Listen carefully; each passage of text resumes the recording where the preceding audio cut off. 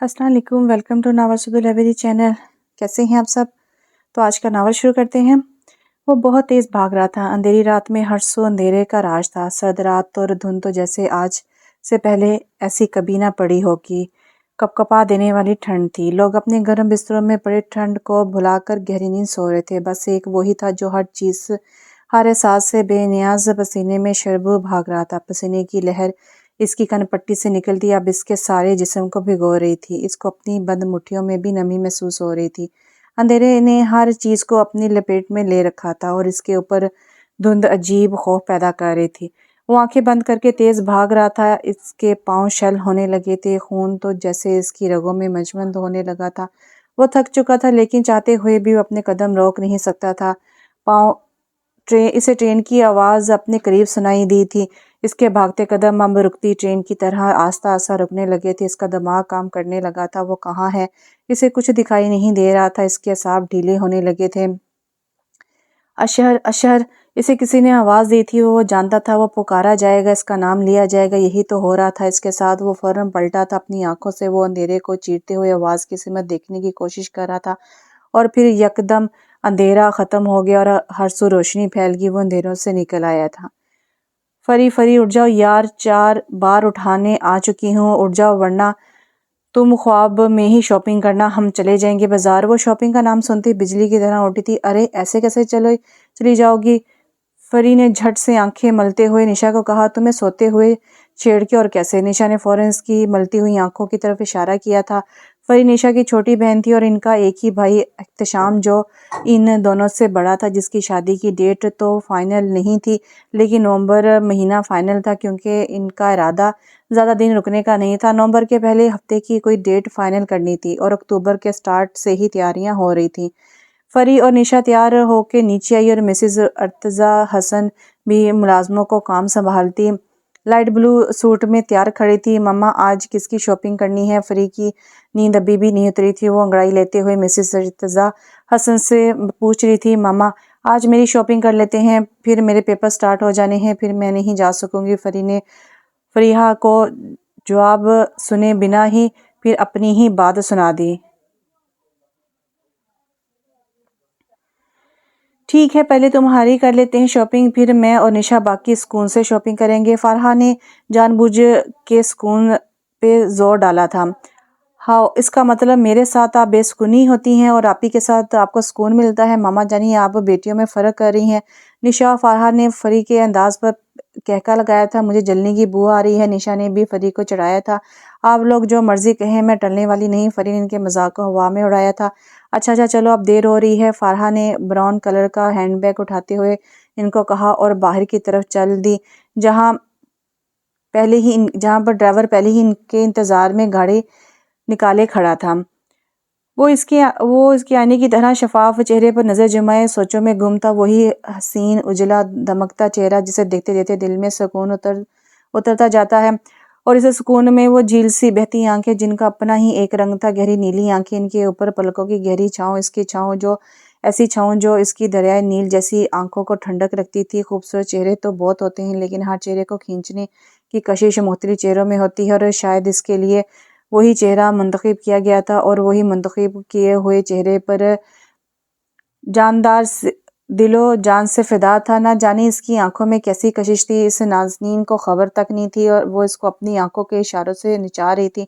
वो उठती पलकों के साथ उठता और झुकती पलकों के साथ झुकता जाता था। वो चाहती तो इसे सारी जिंदगी झुकाए रखती और वो झुका रहता। देखो यार, कोमल लोगों ने सारे चार्ट खराब कर दिए हैं। मुझे बहुत गुस्सा आ रहा है। इतनी मेहनत से डिज़ाइन किए थे, अब तुम्हें हमारी हेल्प करनी होगी। वो अपनी दोस्त सबीरा से क्लास फेलोज की शिकायत कर रही थी। बात करते करते जब नीली आंखें शहद रंग आंखों से टकराई, पलकों में जन्निश हुई थी। आंखों ने आंखों के लम्स को महसूस किया था। शहद रंग को जैसे ठंडक मिली थी और वो खोया हुआ वापस अपने हवास में आया था। अबीरा के हंकारा भरने पे अजीम की महवर टूटी। हेलो मिस्टर, क्या मसला है? घूर क्यों रहे हो? अबीरा ने अजीम को अपनी तरफ मतवज्जो करके पूछा। मैंने आपको कब घूरा? अजीम ने दो टोक जवाब दिया। जो भी है, तुम यहाँ क्या कर रहे हो? क्लास खत्म हो चुकी है। बीरा इसके जवाब पे सड़पटा गई थी। अजीम ने चारों तरफ नजर दौड़ाई। मुझे तो कहीं नहीं नजर आया। अजीम ने कंधे चाहे। क्या नजर नहीं आया? बीरा उलझी थी। यही कि क्लास खत्म होने के बाद क्लासरूम में आना मना है। कहीं भी तो नहीं लिखा। अजीम के होठों पर शरारती सी मुस्कुराहट उभर के गुम हुई। चलो रिमसिया, अबीरा इसके अंदाज पर झंझला उठी थी। 1 मिनट अजीम, 1 मिनट अजीम रमीसा की जानिब बढ़ा। रमीसा के हवास बख्ता हुए अजीम झुका। मुझे बस यही चाहिए था, कैरी ऑन। वहां से बैग उठा के सीधा हुआ और बाहर की जानिब चला गया। बदतमीजी, इसका एटीट्यूड देखा तुमने? अबीरा को अजीम के बिहेवियर पे रह रह के गुस्सा आ रहा था। अच्छा छोड़ो, जाने दो। रमीसा ने अपनी चीजें समेटते हुए कहा। तुम तो बस हर चीज को जाने ही दिया करो। वो रमीसा पे गुस्सा निकालने लगी थी। इस वक्त अबीरा के मोबाइल पे छोटी सी रिंग हुई। गाड़ी अंदर ही ले आओ या बाहर तशरीफ लाना पसंद करेंगी? अबीरा मैसेज पढ़ते ही सारा गुस्सा भूल गई। ओह ओह, आज तो बड़े बड़े लोग आए हैं। जी आ रही हूँ, थोड़ा सब्र करें। अबीरा के चेहरे पे नागवारी की जगह मुस्कुराहट ने ले ली थी। आ गया है मौसफ, आखिर लंदन ने इसे छोड़ ही दिया। लंदन ने छोड़ दी है, तुम्हारी याद ने रहने नहीं दिया। रमीसा ने अबीरा की छोटी सी चुंटी काट कर छेड़ा था। अल्लाह करे ऐसा ही हो। बीरा ने बेचारा सा मुंह बनाया। चलें अब मैं ड्रॉप कर दूं? बीरा ने नमीसा को ऑफर की। नहीं यार, आ जाएगा ड्राइवर अभी, थैंक्स। और मुझे कबाब में हड्डी बनने का कोई शौक नहीं। रमीसा ने बीरा को जाते जाते धीरे से कहा। बीरा बस देख कर ही रह गई। रमीसा ने ड्राइवर को कॉल की, जो के जवाब मसूल नहीं हो रहा था। रमीसा को किसी की नजरों की तपिश महसूस हुई। इसने जब अपने दाएं बाएं जानिब देखा तो वो इसे ही देख रहा था। रमीसा आगे बढ़ी थी जब इसे पीछे से आवाज आई। यूं ना ठुकराना किसी की बेजा मोहब्बत को, ये जालिम फिर मांगने से भी नहीं मिलती। वो सुन चुकी थी लेकिन पलटे बिना ही चली गई थी। जहन ने आते ही लाइट ऑन की थी। अंधेरा छट गया था। सख्त अंधेरे के बाद वो रोशनी से आंखें नहीं मिला पा रहा था। वो पसीने में भीगा हुआ था। अशहर, उठो, मामा की तबीयत नहीं ठीक। जैन ने इसके उलझे से चेहरे को नोटिस किए बिना कहा। तुम जल्दी से मामा को लेकर आओ, मैं गाड़ी निकालता हूँ। अशहर जैन को हदायत देता हुआ गाड़ी की तरफ लपका। सुंबल और जैन महरीन को पकड़े ला रहे थे। महरीन की तबीयत ज्यादा खराब लग रही थी। अशहर गाड़ी स्टार्ट कर चुका था। अशहर नीचे उतरकर महरीन को सहारा देकर गाड़ी में बैठाने लगा। महरीन ने हाथ झटक दिया। वो इतनी तकलीफ में भी कर नफरत कर बाहें भली थी। ये पता नहीं क्या लिखा हुआ है। गार्ड गेट खोल चुका था। अशर ने अस्पताल की तरफ गाड़ी भगाई। महरीन का सर दर्द से फट रहा था। सुंबल सर दबाने की कोशिश में लगी थी। तुम्हारे बाबा ने कब आना है? जैन, महरीन ने जैन से पूछा। जैन को नहीं पता था। वो कल शाम तक पहुंच जाएंगे इंशाल्लाह। अशर ने किसी को भी मुखातिब किए बिना कहा। कुछ ही मिनट में गाड़ी अस्पताल के आगे रुकी। अशर ने अंदर दाखिल होते ही डॉक्टर मूसा का पता किया। वो जा चुके थे। डॉक्टर रहील मौजूद थे। उन्होंने इमरजेंसी में महरीन का चेकअप किया। डॉक्टर ने परेशानी जाहिर की और कुछ टेस्ट करवाए और रिपोर्ट अगले दिन आनी थी, लेकिन डॉक्टर ने चेकअप करके वक्ती तौर पर मेडिसिन दे दी। डॉक्टर ने अशर को हदायत दे के भेज दिया। वो सब वापस घर पहुंचे तो तहज्जुद का वक्त हो गया था। अशर ने अपने रूम में आके वुजू किया और तहज्जुद की नमाज अदा की और छत पे खुले आसमान तले आके बैठ गया। जब फजर की अजान की आवाज़ इसके कान में गूंजी, इसके लबों पे मुस्कुराहट बिखरी। इसे अपने अंदर सुकून और इत्मीनान उतरता महसूस हुआ। बेशक मेरा रब बहुत मेहरबान है, वो किसी को अकेला नहीं छोड़ता। इसने मुझे भी अकेला नहीं छोड़ा। किसी मकसद के लिए ही वो मुझे दुनिया में लाया है।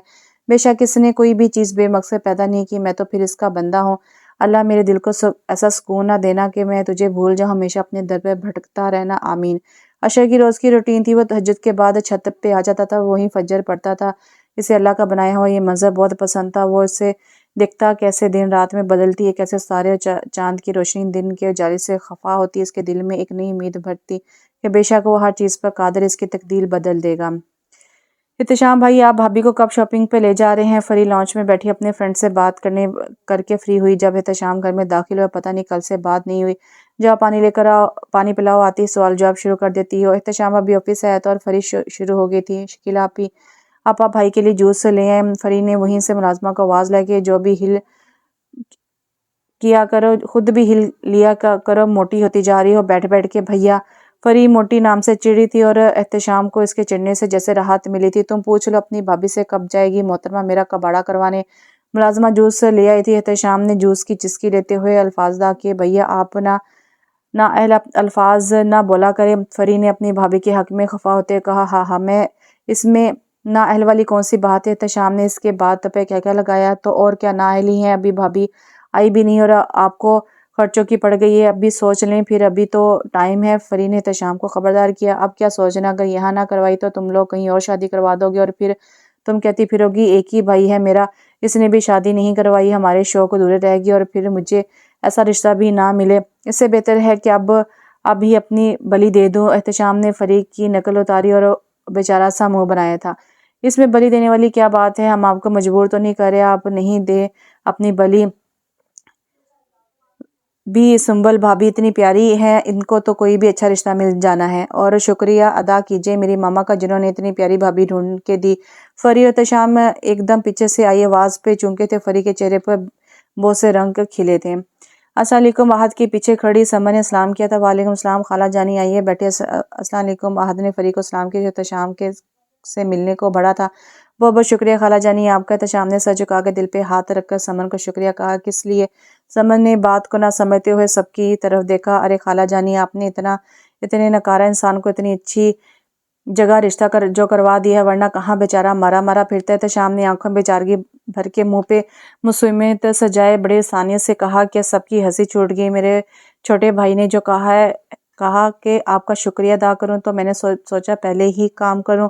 खाला जानी, भैया पे तो आपने एहसान कर दी, लेकिन भाभी पे जुल्म किया आपने। सब फरीक की तरफ मुतवज्जो है। अरे अरे, ये क्या बात हुई? कैसा जुल्म? समन ने भी इनकी नाहल बातों में दिलचस्पी दिखाई। खाला जानी, वो ऐसे, एक तो मेरा भाई कंजूस, अभी शादी हुई नहीं है कि जेब की फिक्र पड़ गई, और फिर अदाकारी तो आप देख ही चुकी हैं। भाभी भी कहेंगी कि बहुत ही ड्रामेबाज हैं ये तो। सफरी की बात पर खिलकर हंसे थे। मुलाजमा सबके लिए जूस और लज़्ज़ात ले आई थी। वो इनकी पुरानी मुलाजमा थी, इसलिए जानती थी कि किसके आने पे क्या सर्व करना होता है। घर में खूब रौनक लगी हुई थी। और सुनाए खाला जानी, कैसी हैं आप? फरी समन की तरफ मतवज्जो हुई। तशाम और राहत अपनी बातों में मगन हो गए थे। बिल्कुल फिट तुम्हारे सामने ये निशा और फारिहा नजर नहीं आ रही, बाजार गई होंगी यकीनन। समन ने लाउंज में नजर दौड़ाते हुए कहा। जी बाजार ही गई हैं, आती होंगी। फरी कह के किचन की तरफ चली गई और किसी की आंखों ने इसका ताक़ुब किया था। फरी ने मुलाजमा को रात के खाने की हिदायत दी और खुद लॉन्च का रुख किया। आ जाए खाला जानी, आ जाए आप, रेस्ट रूम में रेस्ट कर लें। फरी समन को साथ ले गई रूम में। आप रेस्ट करें, थक गई होंगी। अब आपकी तबीयत कैसी रहती है? फरी ने समन की तबीयत का पूछा। इनको 2 साल से शुगर हो गई थी, जिसकी वजह से इनको कमज़ोरी हो गई और टांगों में दर्द रहता था।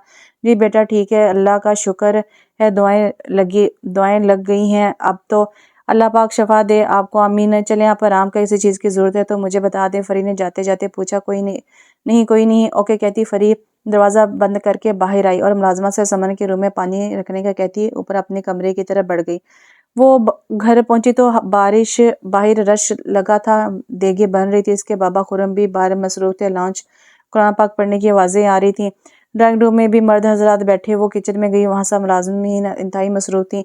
कोई फ्रूट काट रही थी, कोई जूस, ढेर सारा जूस बना रही थी, तो कोई बर्तन समेट रही थी। अस्सलाम वालेकुम बाजी, सब ने इसे देखकर सलाम किया। आपको कुछ चाहिए तो मुझे बता दे बाजी, एक मुलाजमा ने आगे बढ़कर कहा। वालेकुम सलाम, इसने हल्की सी मुस्कुराहट से जवाब दिया। हाँ बस पानी का गिलास दे दो बाजी, जूस पी लें, बन गया है। एक जूस बनाती मुलाजमा ने जल्दी से गिलास में डाल इसने वहीं कुर्सी पर बैठ के पी लिया। बाजी, एक मुलाजमा ने इसे जाते हुए मुखातिब किया। इसका दुख चेहरे से झलक रहा था। बाजी आपको पता है आप बहुत सुंदर है, मेरी बेटी आपको देखती रहती है जब मेरे साथ आती है, अब रोज आने की जिद करती है। रमीसा फिर अपने लबों को इसके लिए हल्की सी जनिश दी। मैंने तुमसे कहा था इसे स्कूल भेजा करो, वो बहुत अच्छा पढ़ेगी, और स्कूल के बाद इसे ट्यूशन भी में पढ़ा दिया करो। रमीसा ने इसे फिर से कहा। जी बाजी भेजूंगी। रमीसा अपने रूम में आई। जोर का वक़्त था। फ्रेश होकर लाइट येलो कलर का सूट पहने वो बाहर आई तो इसकी आस्तीनें चढ़ी हुई थी। वो वुजू करके आई। इसने मसल्ला बिछाया, नमाज पढ़ने लगी।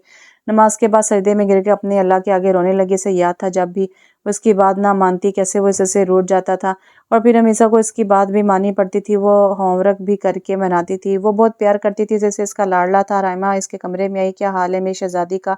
रायमा ने इसे लाड से अपने साथ लगाया। वो माँ के गले लगकर फिर से रोने लगी। मम्मा वो क्यों बिछड़ गया? हमें इसे ऐसे तो नहीं जाना था, इसने बहुत कुछ करना था जिंदगी में मामा। वो आंसू नहीं थमते थे जब भी वो इसे याद करती थी। जो चले जाते हैं वो लौट के नहीं आते, हौसला करो, हमें भी तो देखो, हमारे पास भी तो तुम ही हो। अब अपने बाबा को देखो, इनके लिए तुम सब कुछ हो, संभालो खुद को हमारे लिए। रायमा की खुद की हालत ख़राब थी, रो रो के फिर भी वो रमीसा को हौसला दे रही थी। माँ अपनी औलाद को हर दुख से अपने आंचल में छुपा लेना चाहती हैं। जो दुख इनकी किस्मत से जुड़े होते हैं वो इनको आने ही नहीं देती, लेकिन तकदीर लिखने वाला 70 माओं से ज़्यादा प्यार करता है। इसे तो आजमाइश करनी होती है ना, अपने लिए नहीं अपने बंदे के लिए, ताकि इसका बंदा भी तो अपने खुदा से प्यार करे, अपना ईमान पुख्ता करे। खुदा तो अपने हर बंदे से प्यार करता है, लेकिन बंदों को खुद से प्यार करवाने के लिए इनको आजमाइश से गुजारना पड़ता है। वो तो गुनाहगार बंदे की तरफ ज़्यादा देखता है कि कब वो इसकी तरफ कदम बढ़ाए, और वो एक कदम पे 2 कदम बढ़ाता है।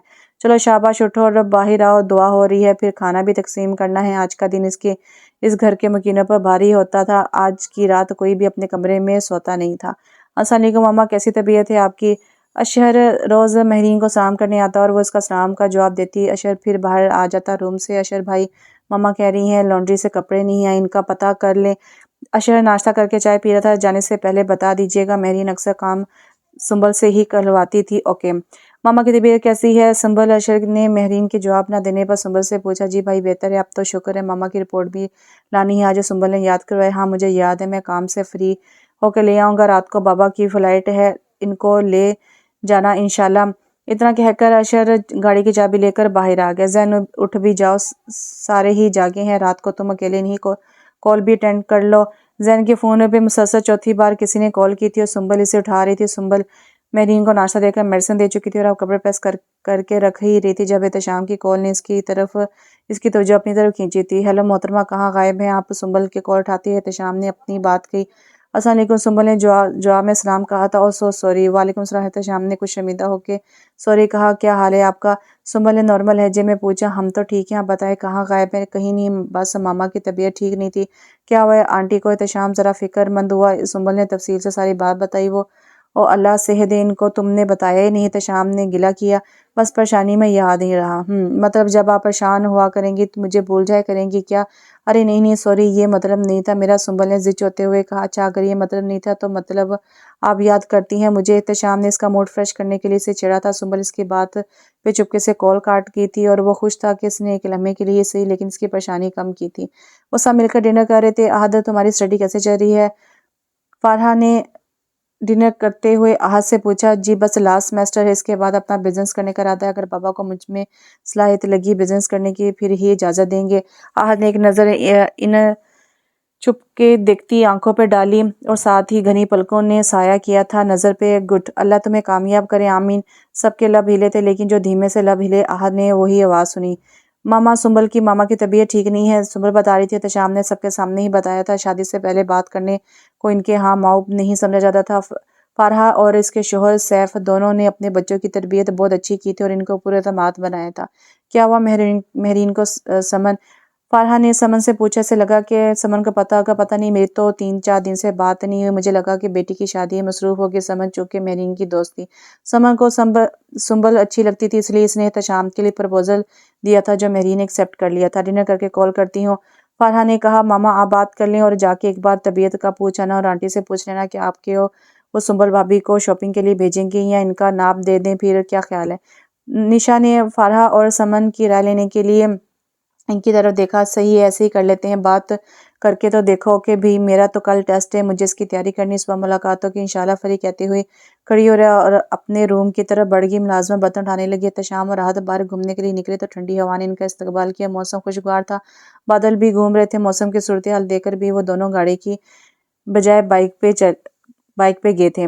निशा और फारहा समन को अब तक की शॉपिंग दिखाने में मसरूफ थी। ठंडी हवा ने विंडो में से कमरे की हर चीज़ को अपने सांस होने का साथ दिलाया था। निशा के अंदर थकावट की जगह अब तरोताजगी ने ले ली थी। वो जल्दी से काम निपटाकर लॉन में रखी हुई चेयर पर आंखें मूंद के लंबे सांस लेती हवा को अपने अंदर उतार रही थी। न जाने कब इसको नींद ने आगोश में लिए से पता नहीं चला। फरी छत पे रूम में वॉक करती टेस्ट याद करती जब इसने विंडो से झांका। नीचे लॉन में चेयर पर सोती निशा पर नजर पड़ी थी। ऐसे ऐसे सोई हुई अपनी बहन पर बहुत प्यार आया था। फरी बुक हाथ में लिए नीचे पहुंची तो बारिश स्टार्ट हो गई। इसने जल्दी से आके निशा को उठाया। ओह पता नहीं कब नींद आई, मैं तो समझी ख्वाब में बारिश हो रही है। निशा बारिश और फरी के उठाने पर हड़बड़ा के उठी। इट्स ओके, आप थकी हुई हैं इसलिए नींद आ गई होगी, चले रूम में जाकर सो जाए। तुम मुझे पढ़ाना है अभी, और आपने मुझे पढ़ाना है अभी। ओके गुड नाइट कहती निशा कमरे में पहुंची तो नींद आड़े आ चुकी थी। इसने वुजू किया और नमाज पढ़ने लगी। फरी वहां लॉन्च में बैठी पढ़ रही थी। इंसान सारा साल अगर मेहनत कर ले तो ऐसे रातों को जागना तो ना पड़े।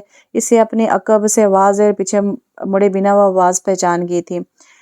वो हॉस्पिटल पहुंचा तो उसने लैब से रिपोर्ट्स ली। डॉक्टर राहील आज छुट्टी पर थे और डॉक्टर मूसा एक ऑपरेशन में मसरूफ थे। इसको ज़्यादा इन डॉक्टरों पर यकीन था। इसने सोचा कि चलो कल आ जाएगा, रिपोर्ट्स तो मिल जाएगी। इसने लॉन्ड्री वाले को कॉल की। इसने भी कल का कहा, कल आपके कपड़े पहुंच जाएंगे सर। आज कोई काम भी नहीं निपट रहा। इसने सुंबल को कॉल की और कपड़ों का बताया। फिर वो वहीं से फैक्ट्री का चक्कर लगाने चला गया। सब लोग अपने काम में मसरूफ थे। वो चेक करता हुआ किसी को हदायत दे रहा था। आज इसका दिल बहुत उदास था। वो जाके अपने ऑफिस में हिसाब किताब देने लगा। हिसाब किताब का कुछ काम बाकी था। इसने कोई मसरूफियत मिलने पर शुक्र किया और काम करने लगा। शाम 5 बजे वो ऑफिस से निकला था। लंच इसने नहीं किया था। ऑफिस से निकलकर गाड़ी स्टार्ट करने से पहले इसने सीट से टेक लगाकर आंखें मूंदी थी। अशहर इसने एक झटके से आंखें खोली। किसी ने सुहानी आवाज ने इससे पुकारा। इसने आसपास नजर दौड़ाई। वहां आसपास कोई नहीं था। इसके दिमाग में फिर वो रात वाला ख्वाब आया था। इसने हर ख्वाब में इस नस्वानी आवाज का पीछा किया था। वो भाग भाग कर थक जाता और वो आवाज गायब हो जाती। वो घर पहुंचा तो सुंबल से चाय बनाने का कहा। आपने लंच किया? सुंबल इसकी आदतों से वाकिफ थी। नहीं। अशहर भाई, अब ऐसा कब तक चलेगा? आप अपना ख्याल क्यों नहीं रखते? रखता तो हूँ। अशर ने अपने ऊपर एक नज़र डाली थी। और क्या फ्रेश हो के आ जाएं, भूख लगी होगी आपको, मैं कुछ लाती हूँ। मम्मा कैसी हैं? अशर ने जाते जाते पूछा। जी ठीक है। इनकी फ्रेंड आई है, इनके पास बैठी। ओके। अशर फ्रेश होकर आया तो सब ने चाय के साथ नगेट्स तो सुंबल ने चाय के साथ नगेट्स फ्राई कर चुकी थी। वो किचन में ही इसके पास आ गया था। सुंबल ने टेबल पे चाय और नगेट्स रखे। वो चेयर पे वाइट शर्ट और कमीज पहने आस्तीन ऊपर चढ़ाए, ब्लैक वॉच लगाए उदास सा शहजादा लग रहा था। ब्लैक वॉच सुंबल ने इसे गिफ्ट की थी, तब से ही वो पहने रखता था। अशर भाई, आपको कोई लड़की पसंद करती है क्या? सुंबल ने अचानक सवाल किया था जिसपे वो बुरी तरह चौंका था। क्या मतलब? ऐसी तो कोई बात नहीं, क्योंकि आप से तो मुझे कोई उम्मीद नहीं। लड़कियां ही आपको पसंद करती हैं, ऐसे डिसेंट जो हैं। वो इसकी बात पर फिर से मुस्कुराया था। बस कोशिश करके थोड़ा सा और मुस्कुरा लिया करें प्लीज, सुंबल ने रिक्वेस्ट की थी।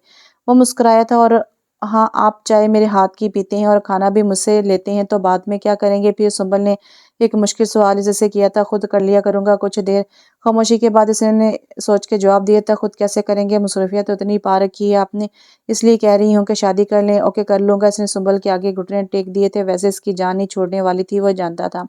एक हफ्ते से साइम ने स्पोर्ट्स बाइक की जिद लगा रखी थी, इसलिए आज इसके बाबा खुरम ने इसे बाइक लाकर दी थी। वो खुशी के मारे अपने बाबा के गले लग गया था। Thank you so much, you are the best baba in the world. वो खुशी से चेक रहा था। लेकिन तुम्हें शराइत तो याद है ना? खुरम ने इसे अपनी चंद शराइत पे बाइक इसलिए लाकर दी थी क्योंकि इनको लगता था अभी वो छोटा है, स्पोर्ट्स बाइक चलाने के काबिल नहीं। लेकिन ये जो इकलौते होते हैं यही बात मनवा लेते हैं। तुम रात को बाइक नहीं लेकर जाओगे, तेज चलाने की तो बिल्कुल कोशिश नहीं करोगे और वीकेंड पे चलाया करोगे। बस अगर मंजूर है तो बताओ। खुरम ने 20 साला साइम को अपनी शराइत के सामने अपनी शराइत रखी। वो मान गया था और यही खुशी थी, इसे बाइक मिल रही है। बाइक आने के बाद वो पहली शर्त भूल गया था। वो रात को अपने फ्रेंड्स को एक महंगी रेस्टोरेंट में पार्टी के लिए मदऊ कर चुका था। वो मैंने समाज करके थोड़ी देर के लिए बाइक ले गया था। वो 5 जब रेस्टोरेंट से बाहर निकले, रात के 9 बज रहे थे। अभी इतना टाइम नहीं हुआ था। क्यों नहीं रेस लगाई जाए? इनमें से एक ने आइडिया दिया। नहीं, मैं बाइक तेज नहीं चला सकता, बाबा से वादा किया है। कुछ नहीं होता, चेक तो करें कितना तेज भागती है बाइक। डरो नहीं, दूसरे दोस्त ने हौसला दिया से।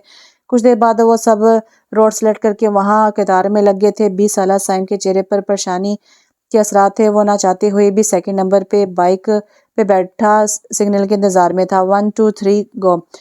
वो सब हवाओं की मानिंद वहां से निकले थे। बस एक की रफ्तार ज्यादा धीमी थी। 15 मिनट में इनको मुकर्रर जगह पर पहुंचा था। 20 साल लड़का कभी चौथे कभी तीसरे नंबर पे था। 10 मिनट हो गए थे, 5 मिनट थे इनके पास। सबको देखकर इससे भी कुछ जोश आया था। 12 मिनट हो गए थे, 3 मिनट बाकी थे। जैसे इसने रेस दी, इसका बैलेंस आउट हुआ था। निशा आपी, फरी ने कुछ सोचते हुए कहा। निशा को मुखातिब किया जो सोने के लिए लेटी थी। निशा ने आंखें मूंदे जवाब दिया। अगर आपको कोई प्रपोज करे तो इसका अंदाज कैसा होना चाहिए? निशा ने फट से आंखें खोल के फरी को देखा। ये तुम्हें रात को 11 बजे कैसी बातें सूझ रही हैं? आप ही यार बताए ना। फरी ने इसरार किया। पता नहीं, मैंने सोचा नहीं कभी। तुम बता दो, तुमने सोच रखा होगा सवाल जो किया है तुमने। फरी ने गहरा सांस लिए। कुछ डिफरेंट अंदाज हो, ये नहीं कि मुझे तुमसे मोहब्बत है, मैं रह नहीं सकता तुम्हारे बिना, ये वो। कुछ ऐसे अल्फाज हों कि कहने वाले पे प्यार आए, ना कि अल्फाज पे लाड जरूर आ जाए। फरी आज फुल फ्रेश मूड में थी। और वो कैसे अल्फाज होने चाहिए? मोहतरमा निशा कोनिया बेड पर रखे, दोनों हाथ अपने गालों पर रखे इसकी तरफ मतवज्जो थी। जैसे फरी कुछ सोच रही थी। बारिश हो रही है, बारिश की टिप टिप गिरती बूंदे एक और ओरिजिनल म्यूजिक सुना सुन रही हूँ मिस निशा, क्या तुम अपनी किताबों पे अपने नाम के साथ मेरा नाम लिखना पसंद करोगी? क्या तुम सदे में खुदा से मेरा साथ मांगना चाहोगी? फरी निशा की आंखों में आंखें डालते हुए सीरियस होकर पूछ रही थी। नहीं। हाँ हाँ, निशा की हंसी निकल गई। क्या आप ही अभी कुछ सोचा नहीं? अल्फाज का जो मुंह में आया बोल दिया बस। हाँ, लेकिन वक्त इजहार के दौरान बारिश जरूर हो रही हो, क्योंकि मुझे बहुत पसंद है। लेकिन मुझे तो लगता है जब कोई दिल तोड़े तब बारिश जरूर हो रही हो, क्योंकि जब आंखों से आंसू गिरते हैं तब बारिश भी साथ तो हो तो बहुत सुकून मिलता है। बारिश में कोई आपके आंसू नहीं पहचान सकता। आंसू की बूंदें और बारिश की बूंदों में कोई फर्क नहीं होता। रोते हुए जब बादल साथ दें तो दर्द खुद ब खुद हल्का महसूस होता है। ऐसे लगता है जैसे कोई हमारा दुख बांट रहा हो। जैसे हमें दुख है वैसे ही इन बादलों को भी है। निशा कहीं खोई हुई थी? आप ही कुछ हुआ है क्या? फरी ने गौर से निशा की तरफ देखा। नहीं नहीं तो क्यों? निशा एकदम चुंकी थी। फिर आप इतनी खौफनाक बातें क्यों कर रही है? फरी आस्था आवाज में ऐसे बोल रही थी जैसे कोई राज की बात कर रही हो। निशा को इसके अंदाज पे हंसी आई थी। चलो अब सो जा, बहुत टाइम हो गया। निशा करवट लेकर आंखें मूंद गई और फरी किसी सोच में बैठ गई थी। फारहा, मैं चाहती हूँ फरी और राहत की भी मंगनी करते थे शाम की शादी के साथ ही। समन और फारहा ने 3-4 साल से सोच रखा था। खुरम और समन के शोहर वहाब को भी कोई इतराज नहीं था। सब जानते थे कि फरी के अलावा आहद की पसंद भी शामिल थी। ठीक है, लेकिन अभी अपनी पढ़ाई कंप्लीट कर लें दोनों। अरे फारहा, पढ़ते रहेंगे अच्छा है, इनको भी अभी पता चल जाए, वरना तुम्हें तो कॉलेज यूनिवर्सिटी के हालात का पता है। फिर अगर मेरे बेटे ने कोई और पसंद कर ली मुझे ना कहना फिर। आहद, ऐसा नहीं है। समन फारहा ने आहद की साइड ली। ऐसा वैसा होने का पता भी तो नहीं चलता। अब हमने इनके बारे में सोच रखा था, आहद को पता भी नहीं था। फिर भी बीच बीच में ही फरी को पसंद कर बैठा। ये तो शुक्र है कि फरी को ही पसंद किया, वरना मेरे लिए तो मुश्किल हो जानी थी। लेकिन मैं सोच रही थी कि निशा का पहले हो जाता, कहीं वो बड़ी है, फरी से कुछ नहीं होता। इंशाल्लाह इंशाल्लाह अल्लाह इसकी भी जगह पे किसी अच्छी जगह पे होगा। परेशान ना हो तुम, अब ये मामला तो निपटा लेते हैं, क्या ख्याल है? समन ने फारहा की राय ली। ठीक है, एक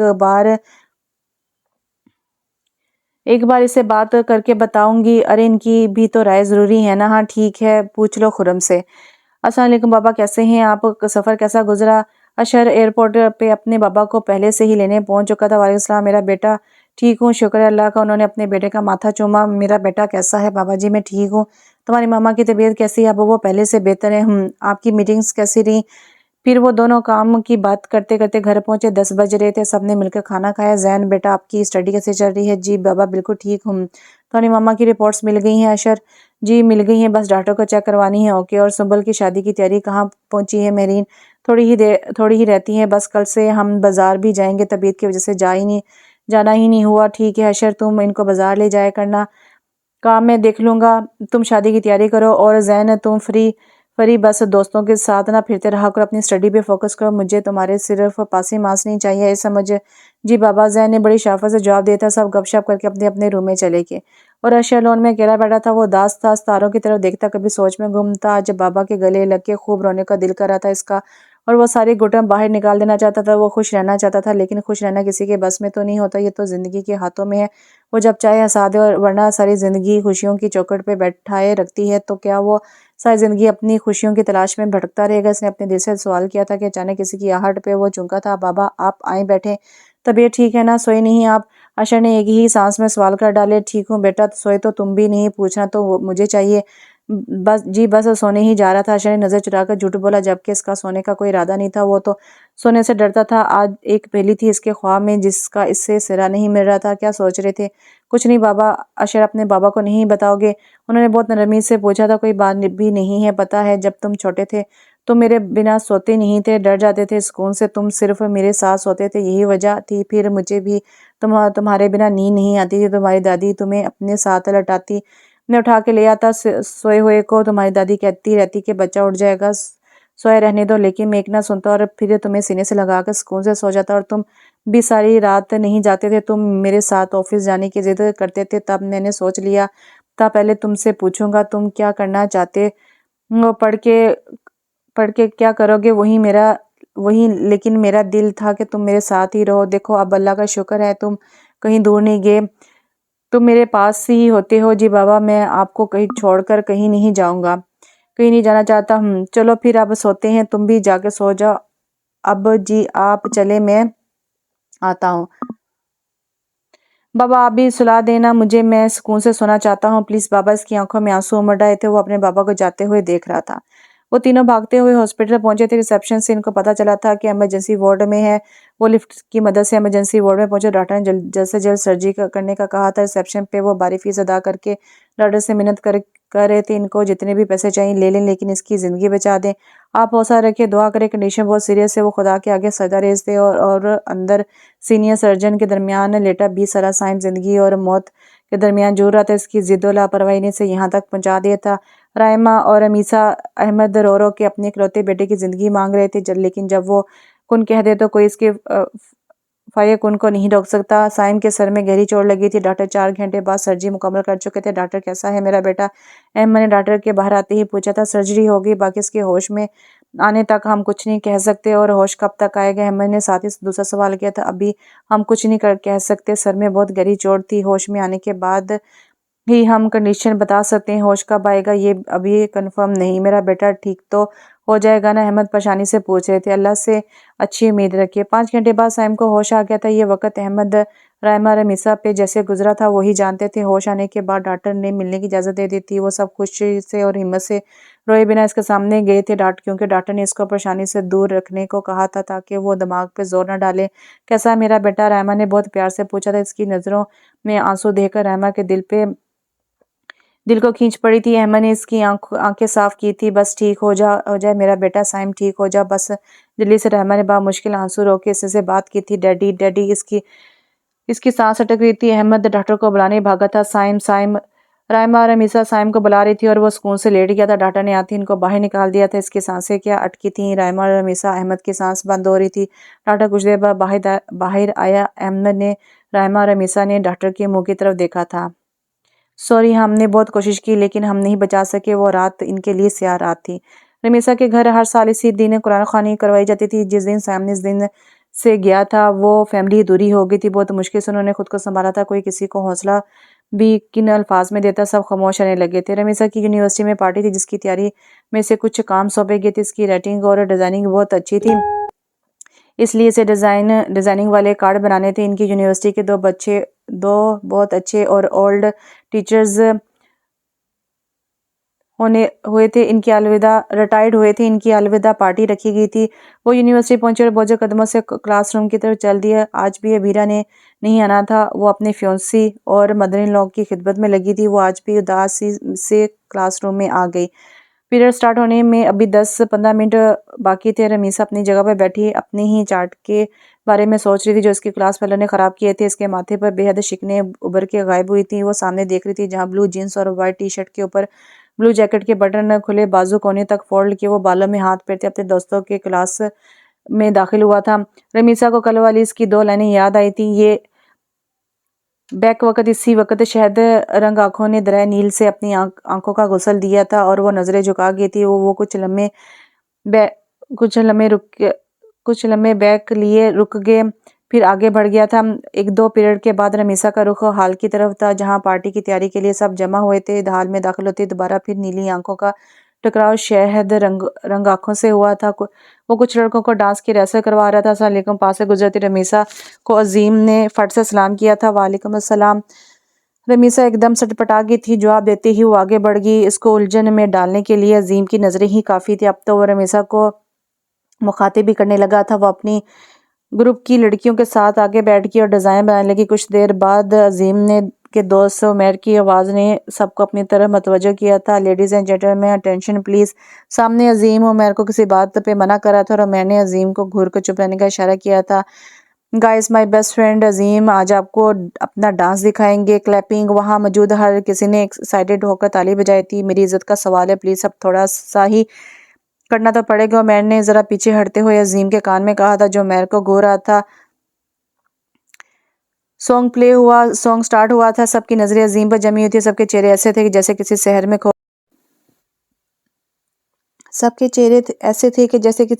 खो गए हों। वो था ही इतना क्यूट, इसकी हंसने और बोलने के सब दीवाने थे। वो किसी का दिल नहीं तोड़ता था।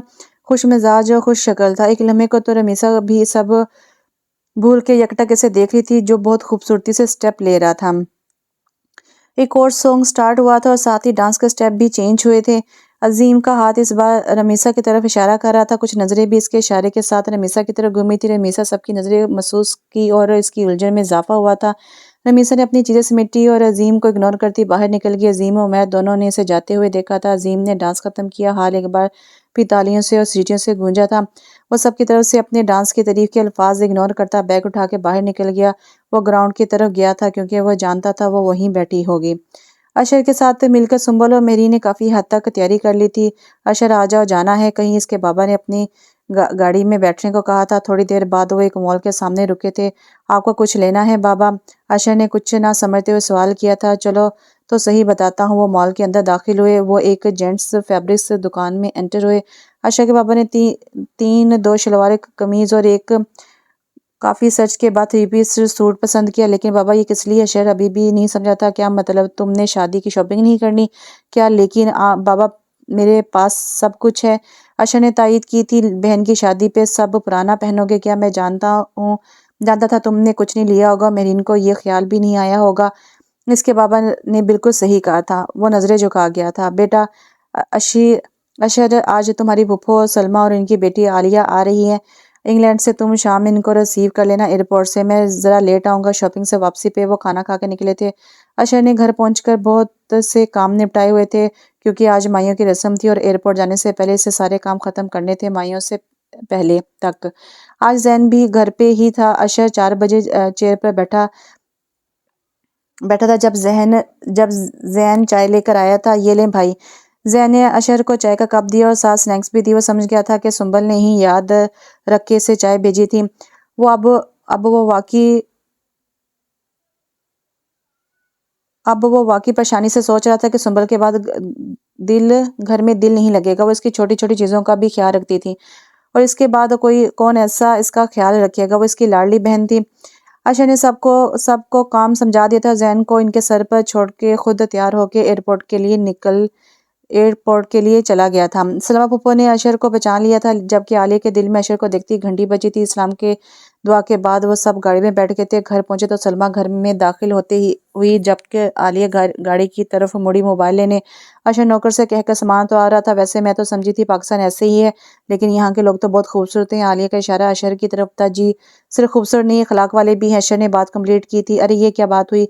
कब से मामा लोगों ने रिश्ता तय किया और अब मुझे बताया जा रहा है आपकी निशा फरी से 1 साल बड़ी थी। आपको पता था ना इस बारे में? फरी ने तिरछी नज़र से निशा को देखा था। निशा नजरें चुरा रही थी। हाँ मुझे पता था। निशा ने आखिरी बार हार मानी थी। यानी आप सब मिले थे और वो जो मासूम बनता है आहद, वो भी इस प्लान का हिस्सा था। मीसना कहीं का। फरी को जब से पता चला था कि आहद और इसका एहतशाम की मंगनी पे निकाह हो रहा है, मंगनी नहीं तो इससे और ताव चढ़ा था। आखिर तुम्हें मसला क्या है फरी? तुम्हें आहद पसंद नहीं? निशा ने दो टोक बात की थी। ऐसा कब कहा मैंने? फरी तिल मिलाई थी। तो फिर होने दो निकाह। फिर क्या हो रहा है? निकाह होने दो, मसला ही है कोई? निशा ने दो टोक कहा था। इस हाथ के बच्चे से तो मैं पूछती हूँ। फरी ने बाहर से आते हाथ की तरफ देखा। क्या पूछोगी? निशा ने सवाल किया। बता दूंगी आपको भी। फरी निशा को जवाब देते हुए उठी थी। बात सुने। फरी ने हाथ को लोन में ही रोक लिया था। जी आहद ने फरी की आंखों में आंखें डाली थी और फरी बिल्कुल झिझकी नहीं थी। ये क्या चलाया हुआ है आपने घर में? तशाम भाई की शादी है, इनकी शादी हो लेने दे। फरी ने दो टोक बात की थी। क्यों, आपको कोई इतराज है? इतराज तो है मुझे से सबने ये बात छुपाई और अब अचानक से निकाह की बातें होने लगी हैं। निकाह वो भी 3 दिन बाद है। मेरे भी कुछ ख्वाब हैं। फरी जो सोच के आई थी वही बोल रही थी। आपको मैं पसंद नहीं या? आहद ने बात अधूरी छोड़ दी थी। या? फरी ने आईब्रो जाकर कहा था। या आपको कोई और पसंद है? आहद ने बामुश्किल बात पूरी की थी। ओह, ये तो आप सबको अपने पीछे लगाने से पहले सोचना पूछना चाहिए था ना। फरी अब सोचे बिना बोली थी। आहद कुछ भी कहे बिना वहां से चला गया था। आलिया ओपन ग्रे फ्रॉक पाँव तक पहने आ रही थी। अशर की इस पे नजर पड़ी तो शौक सा हुआ था। चलें भाई, सुंबल ने अशर से कहा तो इसने गाड़ी स्टार्ट की। सुंबल और आलिया बैठ गई। सुंबल से आपकी बहुत तारीफें सुनी हैं, आप बहुत टैलेंटेड है। आप इंग्लैंड में बिजनेस क्यों नहीं कर लेते? आलिया ने अशर के बारे में सारी तफसील सुंबल से ली थी। इसे अशर बहुत पसंद आया था। आई थिंक हमें अपना टैलेंट अपने मुल्क में दिखाना चाहिए। हमारे मुल्क को भी टैलेंटेड लोगों की ज़रूरत है। जब बाहर मुल्कों के ऑर्डर हमारे पास आते हैं हम बहुत फ़ख्र महसूस करते हैं। अशर ने दो टोक जवाब दिया था। जी बहुत अच्छी बात है, लेकिन आप एक बार इंग्लैंड विजिट के लिए ही सही आइएगा ज़रूर, हमें अच्छा लगेगा। मामा भी बहुत खुश होंगी। आलिया अशर से फ्रैंक होने की कोशिश कर रही थी। सुंबल बातें सुन रही थी लेकिन चुप थी, क्योंकि वो चाहती थी कि अशर की चुप टूटे और वो आलिया के लिए अशर से बात करे। वो अशर के लिए आलिया की फीलिंग्स समझ गई थी। अशर ने एक बार फिर मिरर में से आलिया को नहीं देखा था, जबकि आलिया की नजरें इसकी आंखों पे जमी हुई थी। आज वो मेहंदी के लिए तैयार होने पार्लर आई थी। अशर इनको छोड़ के वापस जा चुका था। चची जान, अशर हमें आ जाए, हमें भाई एहतशाम की गाड़ी में बैठना है। निशा ब्लू एंड गोल्डन फ्रॉक में मलबूस बाल कर्ल किए एक ऐसा नया मोती थी जिसे हर लड़की तरह एक शहजादी की तलाश थी। वो मिच्योर और सबका प्यार लेने वाली लड़की थी। हाँ बस आई। वो एज के हिसाब से डिसेंट सा लाइट मेकअप सूट पहने आज भी किसी से कम नहीं थी। एज और दुखों ने इसे डल जरूर कर दिया था, लेकिन इसका हुस्न अलग था। आज भी वो पाकिस्तान की शहजादियों में शुमार होने वाली रमीसा अहमद थी। निशा और रमीसा फरी के मज़े मज़े की बातें सुनती एहतशाम की गाड़ी में बारात के लिए रवाना हुई थी। फरी कल तुम्हारा निकाह है, वहाँ कम बोलना। रमीसा ने फरी को तंग किया था। फरी एकदम चुप हुई थी। फरी, मजाक कर रही हूँ, चुप क्यों हो गई? कुछ नहीं चची जान, आपने ही तो कहा था कि कम बोलना। फरी ने जान कर मुंह बना के कहा। चची जान ये चुप रह ही ना ले, कहीं पाकिस्तान की लोड शेडिंग खत्म हो जाएगी। अगर फरी चुप रहने लगी। फ्रंट पे बैठे थे शाम को भी शायद सोची थी। हाँ हाँ चची जान का मतलब है बाकी सबके सामने शराफत दिखाना। हम तो अच्छे तरह तुम्हें जानते हैं। निशा ने फरी को और छेड़ा था। फिर वो तीनों हंसे थे। गाड़ी एक बहुत बड़े मैरिज हॉल के सामने रुकी थी। बारात पहुंची तो बहुत सी लड़कियां फूलों की प्लेट्स लिए इस्तकबाल के लिए खड़ी थी। फरी, निशा और एहतशाम बाहर निकले थे, जबकि रमीसा का दुपट्टा गाड़ी के दरवाजे में बुरी तरह उलझा था। वो गाड़ी के अंदर बैठी से सही सलामत निकालने के चक्कर में लगी थी। निशा ने चची को ढूंढा, इससे लगा वो पीछे खड़ी होंगी, लेकिन इसे ना दिखी। निशा ने गाड़ी के पास जाकर देखा, रमीसा गाड़ी में बैठी दुपट्टा निकाल रही थी। क्या हुआ चची जान? निशा ने इसे देखते हुए पूछा। ये देखो दुपट्टा फंस गया, अभी तो किसी ने देखा भी नहीं है, सबको लगेगा फटा हुआ सूट पहन कर आई हूँ। रमीसा ने परेशान होते हुए कहा। लाइन छोड़े, मैं ट्राई करती हूँ, निशा ने आगे होकर कहा। और शुक्र। रमीसा ने सुकून का सांस लिया। निशा ने सही सलामत इसका दुपट्टा निकाल दिया था। वो हाल की तरफ बढ़ी तो बारात अंदर आ चुकी थी। हाल में एंटर होते ही फारहा इनकी तरफ आई थी। तुम लोग कहाँ रह गई थी? फारहा ने सबसे एंड पे आती रमीसा और निशा से पूछा था। मामा चची जान का दुपट्टा फंस गया था, बस इसी में टाइम लग गया। निशा ने बात पूरी ही की थी कि महरीन इनकी तरफ आई थी। अस्सलाम वालेकुम। महरीन इनको सलाम किया। ये मेरी एहतशाम से छोटी बहन निशा और ये मेरी देवरानी रमीसा है। फारहा ने इन दोनों का तारुफ करवाया था। छोटी बेटी फरिया से तो आप मिल ही ली है। जी माशाल्लाह, बहुत प्यारी बेटी हैं आपकी, अल्लाह नसीब अच्छे करे इनके। आमीर। रमीसा और फारहा ने इकट्ठे कहा था। वो बातें कर रही थी जब सुंबल दुल्हन बनी लाल जोड़े में इतनी सजी, इतनी प्यारी लग रही थी। सबके मुंह से दिखते ही माशा निकला था। सब कैमरे इसकी तरफ घूमे थे, फ्लैश कैमरे, वीडियोज सब बारी बारी इसके साथ बनवाई थी।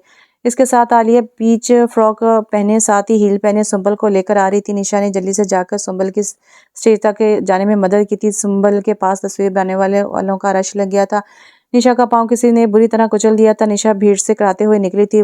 हाल के एक रूम की तरफ बड़ी। रूम फिलहाल बिल्कुल खाली था। इसने वहां सोफे पर बैठ के अपने पाँव का जायजा लिया। इसके राइट अंगूठे का नाखून कुछ ज्यादा ही जख्मी हो गया था। इसे अपना जख्म देखकर ज्यादा दर्द महसूस हो रहा था। इसी वक्त अशर हाल में महरीन को ढूंढता आया और इसकी खुले दरवाजे में सोफे पर बैठी निशा पे नजर पड़ी। आर्य होके अशर ने इस प्यारी सी दोशीज़ा का दर्द वाला चेहरा देखकर पूछा था। नो, मेरे चोट लगी है पाँव पे। निशा ने अपना पाँव दिखाया था। और नो, ये तो बहुत नाखून छिल गया है, खून भी निकल रहा है। मेरे साथ आए, यहाँ तो बैंडेज की चीजें नहीं है, पास ही है घर, मैं आपको ले जाता हूँ। अगर आप जाना चाहें आप वहां से फरी को बुला दें प्लीज। निशा ने अशर को कहा तो वो इसका मुंह देखने लगा। फरी को शादी एंजॉय करने दे, और मैंने इनको देखा भी नहीं है, कैसे बुलाऊं?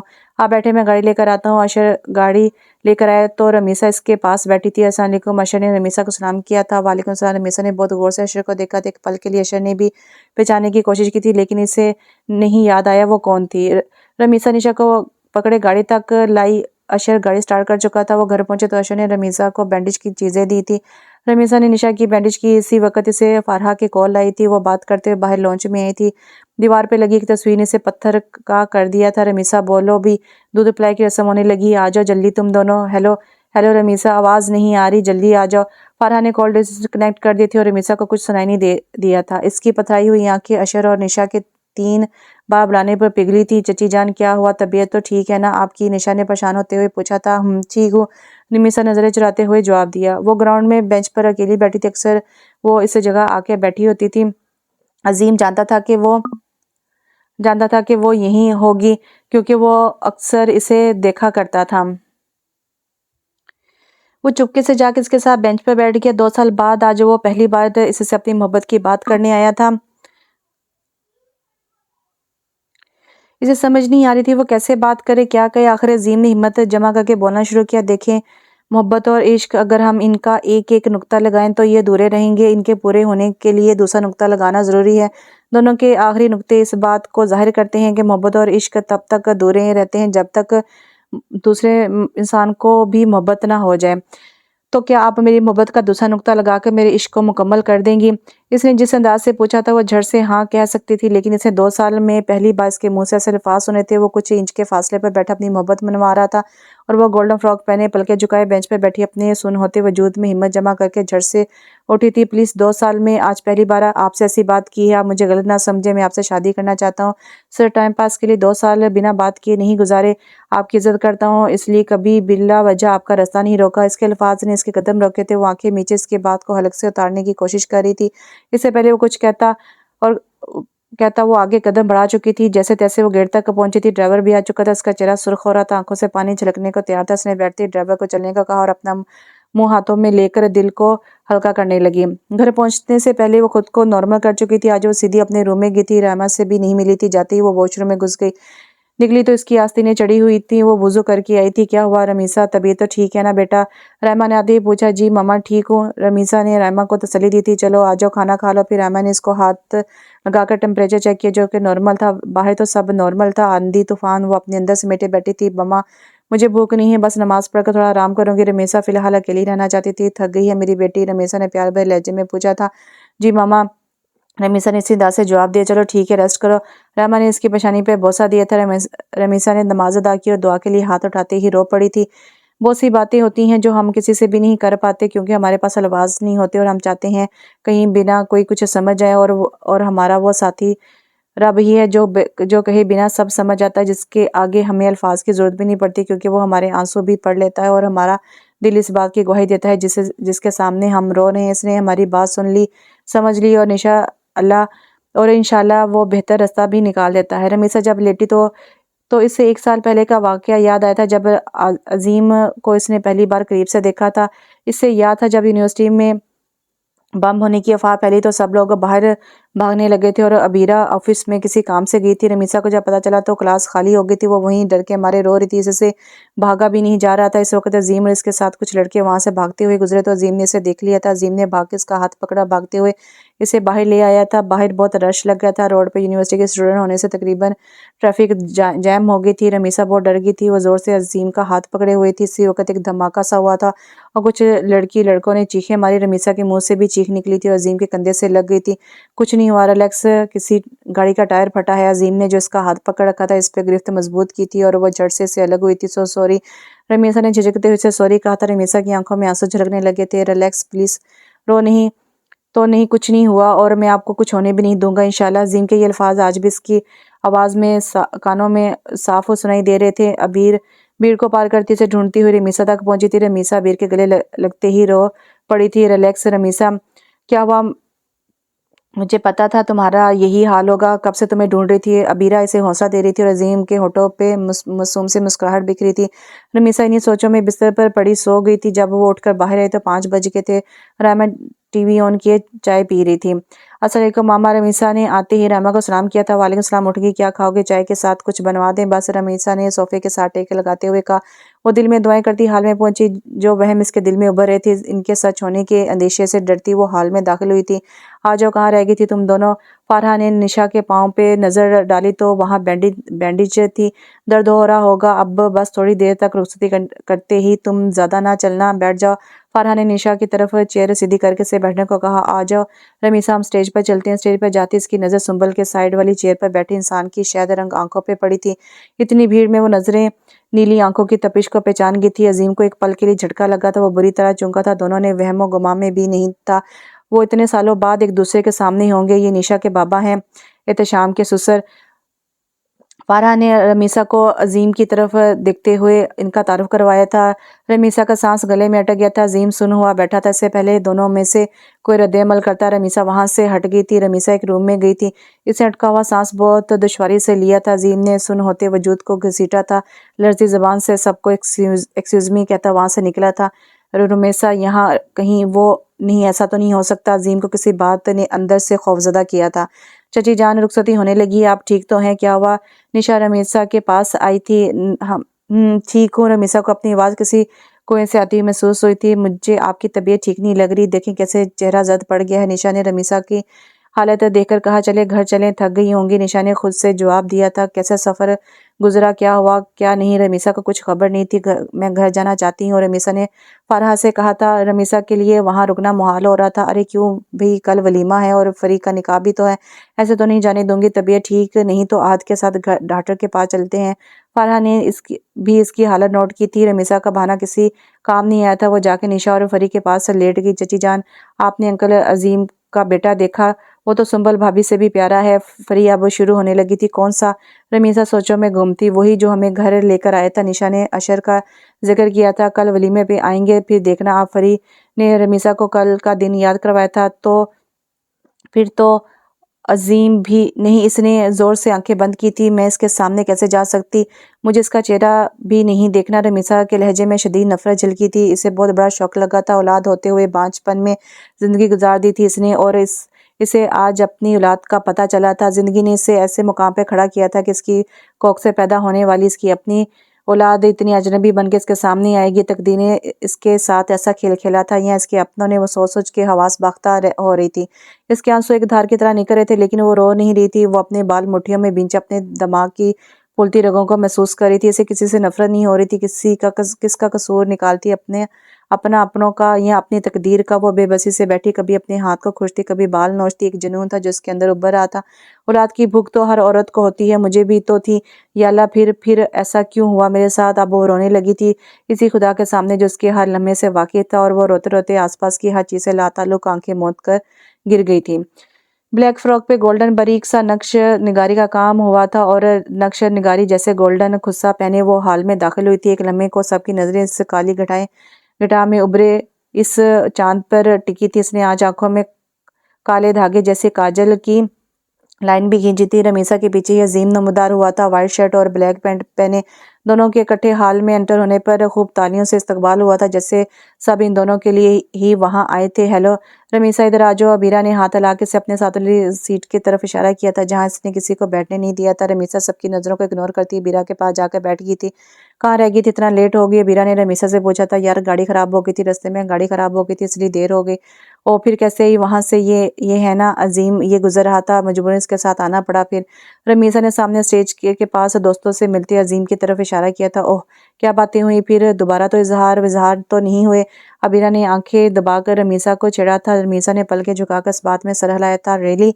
अबीरा की ऊंची आवाज से आसपास के की गर्ल्स ने इसको देखा था। सॉरी। अबीरा सी गई थी। अच्छा बताओ क्या कहा इसने प्रपोज किया और कहा कि वो अपने घर वालों से बात करेगा। सच्ची? अबीरा खुशी से चलाई थी और स्टेज पे अनाउंसमेंट होने लगी थी, और वो दोनों फंक्शन की तरफ मुतवज्जो हो गई।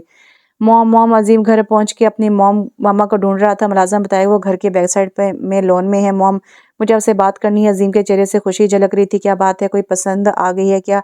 इसकी माँ ने बेटे की खुशी देखते हुए कहा। अजीम एकदम सीरियस हुआ था। आपको कैसे पता? अजीम को झटका लगा था। तुम्हारे चेहरे की चमक बता रही है। सदर ने बेटे के चेहरे पे हाथ फेरा था। मॉम, वो बहुत अच्छी है, प्यारी भी है, आप मिल लें, आपको भी बहुत अच्छी लगेगी। आप अपनी बेटी की पसंद को दाद देंगी। अजीम अपनी मोम के हाथ पकड़े चेयर पर बैठा था। बाबा को आप मना लेंगी ना? अजीम ने माँ के चेहरे पर आती परेशानी देखी थी। मैं बात करूंगी, तुम परेशान ना हो। सदफ ने इसे परेशान नहीं किया था, और वो खुश होता हुआ वहां से उठा था। देखिए जमाल साहब, एक ही तो बेटा है हमारा, वो खुश नहीं होगा तो हम भी खुश नहीं रह पाएंगे। जमाल रात को 11 बजे आए थे, मूड ठीक देखती ही सदफ ने इससे बात की थी। बात सुनते ही जमाल के तेवर बदल गए थे, और फिर कुछ सोचते हुए उसने हाँ कर दी थी। अजीम को पता चला तो उसने सबसे पहले रमीसा को कॉल की थी, और अगले ही दिन वो रमीसा के घर चले गए थे। अहमद को अजीम और सदफ को रमीसा बहुत पसंद आई थी, लेकिन जमाल जरा चुपचाप था। अहमद ने इसकी कम बोलने की आदत समझ के इग्नोर किया था। अगर आपको इतराज़ ना हो तो मेरा ख्याल इनके पेपर्स के बाद शादी की डेट रख दी जाए, जमाल ने कुछ सोचते हुए कहा था। सदफ और एमा खुश हुई थी, लेकिन पेपर्स तो एक हफ्ते बाद है इनके। अहमद को इतनी जल्दी सोच के कुछ अजीब सा लगा था। जी, अब जब बच्चे पसंद कर चुके हैं, एक साथ पढ़ते हैं, तो बेहतर है शादी कर दी जाए। जमाल सीरियस मूड में था। सब रजामंद हो गए थे। पेपर्स के एक हफ्ते बाद इनकी शादी फाइनल कर दी गई थी। अजीम बहुत खुश था, और हमेशा भी आने वाले वक्त इनके लिए कैसा भंचार लेकर आएगा, इस बात से बेखबर वो खुशी मना रहे थे। वो सजी सवरी ला जोड़े में अजीम की एक दिलकश और कुशीदा फ्लैट में इंतजार में बैठी हुई थी। थोड़ी देर बाद इसे दरवाज़ा खुलने की आवाज़ आई और अपनी बेतरतीब होती सांसों को संभालने लगी। अजीम के पास बैठकर सलाम किया था। रमीसा ने आस्ता आवाज़ में जवाब दिया। अजीम ने घूंघट में छुपे अपने इस हसीन ख्वाब को देखा था जो उसने रमीसा को देखते ही सजाने शुरू कर दिए थे। अजीम ने पास वाले साइड टेबल से बहुत ही प्यारे ब्लैक रंग की डिबिया निकाली थी। इसमें ब्रेसलेट चमक रहा था। अजीम ने वो रमीसा के बाजू में पहनाया जो रमीसा को बहुत अच्छा लगा था। उठ जाए अजीम, मम्मा पापा आ गए हैं और अभी उठे भी नहीं है। रमीसा ने अजीम के कान के पास आस्ता आवाज़ में इसलिए कह रही थी क्योंकि उसने रहमा और अहमद को यही कहा था कि अजीम तैयार हो रहे हैं। अजीम झट से उठा था। अंकल आंटी आ गए हैं और आपने जगाया भी नहीं मुझे, अजीम ने मजाक में कहा था। वो जानता था रमीसा से तीसरी बार उठाने आई थी। वो शाम को जमाल के घर पहुंचे थे। रमीसा और अजीम भी वलीमे पे कुछ ज़्यादा लोग नहीं बुलाए गए थे। जमाल ने बिजनेस लॉस का बहाना करके अजीम को तसल्ली दी थी कि वो ज़्यादा धूमधाम से शादी नहीं कर सका और अजीम ने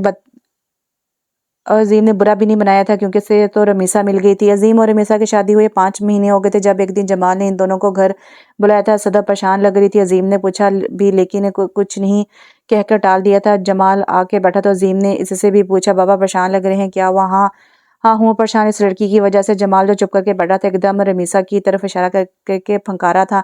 रमीसा ने अजीम की तरफ देखा, सदब की तरफ देखा। सदब जमाल को चुप करवा रही थी। अंकल मैंने क्या किया है? रमीसा ने ना समझते हुए पूछा था। तुमने तुम्हारी वजह से मैं कंगाल हो गया हूँ। मेरे घर गिरवी पे है, मेरा बिजनेस तबाह हो रहा है। जमाल गुस्से से दौड़ा था। लेकिन बाबा इसमें रमीसा का क्या कसूर है? अब अजीम ने सवाल किया था। अगर तुम मिस्टर हसीन की आबिद हुसैन की बेटी से शादी करते तो मेरा ये घर मेरा बिजनेस सब तबाह होने से बच जाता। लेकिन तुम्हारे तो सर पे इश्क का बोझ सवार था ना। जमाल सोचे समझे बिना बोल रहा था। अब बस करें आप, बच्चों का क्या कसूर है? सदफ जमाल को खामोश करवा रही थी। अगर मेरा कोई और बेटा होता तो इनकी बेटी से शादी करवा देता, लेकिन बदकिस्मती से एक ही है। रमीसा को कुछ समझ नहीं आ रही थी। अब शौक पूरा हो गया ना तुम्हारा, चलो अब इसे फारिग करो। फारिग क्या मतलब है बाबा? अजीम का हलक सूखा था। रमीसा की तो जैसे सांस बंद हो रही थी। हाँ फारिग, तलाक दो इसको अभी। मैंने सिर्फ इसलिए शादी की थी कि तुम्हारी कॉलेज की मोहब्बत का बोझ जल्दी उतर जाए, तुम्हारा भी उतर जाएगा, इसलिए तुम्हें अलग फ्लैट के लेकर दिया था ताकि तुम जल्दी से इनसे जान छुड़वाओ। और इसीलिए ज़्यादा लोगों की को शादी पे नहीं बुलाया था। मैं नहीं चाहता था कि आबिद हुसैन को तुम्हारी शादी का पता चले, लेकिन पता नहीं किस कमबख्त ने बता दिया। अभी भी कुछ नहीं बिगड़ा, वो अभी भी रिश्ता देने को तैयार है अगर तुम इसको छोड़ दो।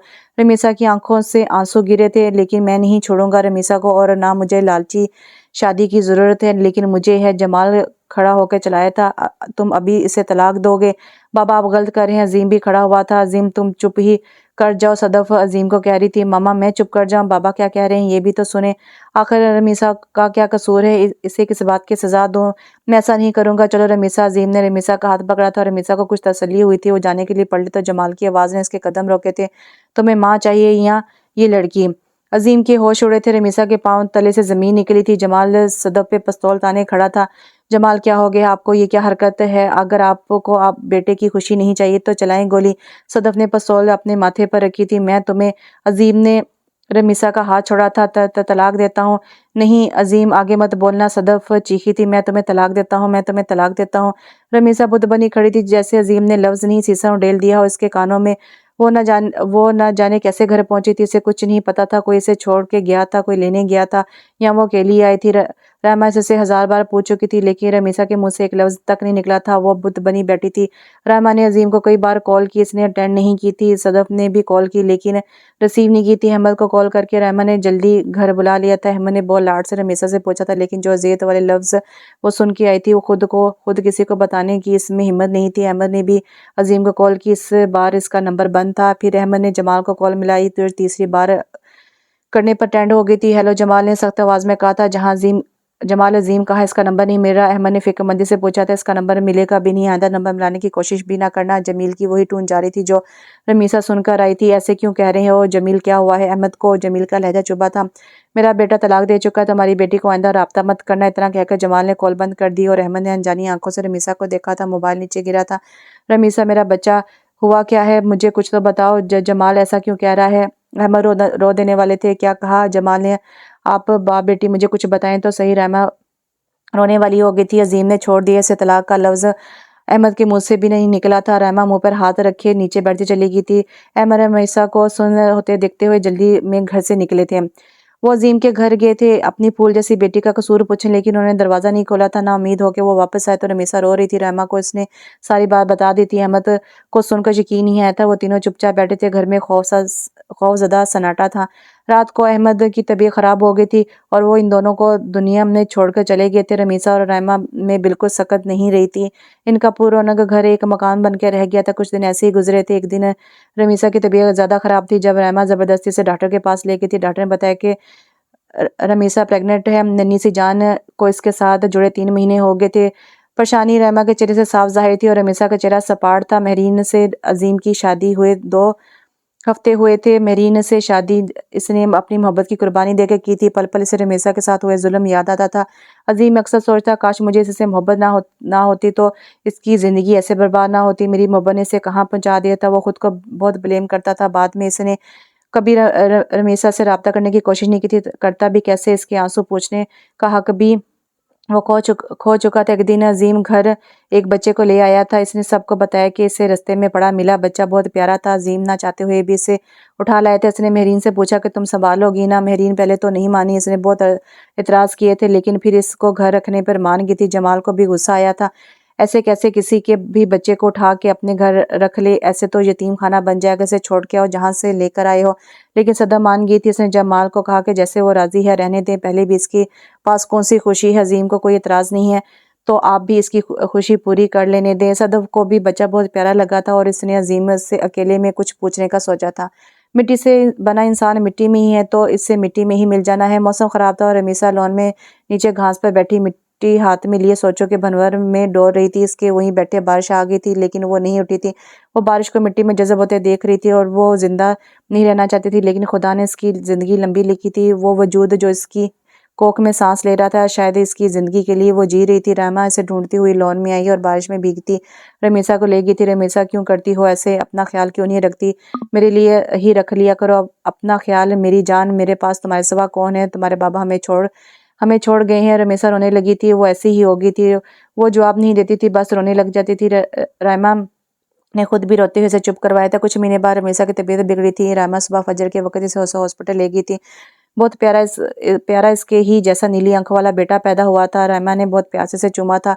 रहमा की आंखों में आंसू थे। रमीसा कमजोरी की वजह से रुंधमी थी। रहमा कुछ सोचते हुए बाहर की जाने बढ़ी थी।